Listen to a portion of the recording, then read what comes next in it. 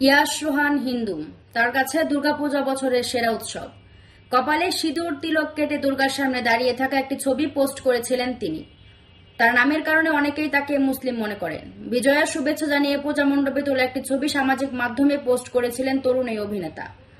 এরপর থেকেই তিনি ট্রল ও বিরূপ মন্তব্যের শিকার হচ্ছেন।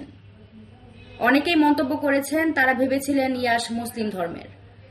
তবে এক ভক্তের ইতিবাচক মন্তব্য বেশ আলোচনায় এসেছে। ছবিতে দেখা যায় ইয়াশ দুর্গামূর্তির সামনে দাঁড়িয়ে আছেন এবং কপালে সিঁদুরের তিলক রয়েছে। এই দৃশ্য দেখে কেউ কেউ লিখেছেন, তোমার নাটক আর দেখব না। আরেকজন মন্তব্য করেন, ভাবছিলাম মুসলিম তাই নাটকগুলো দেখতাম। তবে ইয়াশ চুপ করে থাকেননি, স্বভাব সুলভ ভঙ্গিতে ট্রলের জবাব দিয়েছেন তিনিও। এদিকে অভিনেতা মুস্তাফিজুর নূর ইমরান বিষয়টি নিয়ে ক্ষোভ প্রকাশ করেছেন। তিনি লিখেছেন, ইয়াশ তার বন্ধু ও সম্মানিত শিল্পী। কিছু মানুষ অসভ্য মন্তব্য করছে। তার মতে শিক্ষা সংস্কৃতি চর্চার অভাবে জাতি ধীরে ধীরে অসভ্যতায় নিমজ্জিত হচ্ছে। তিনি আরো বলেন, শক্ত আইন প্রয়োগ ছাড়া এ ধরনের অসভ্যতা থামবে না। দুঃখজনকভাবে কেউই জাতিকে সভ্য করার উদ্যোগ নেননি।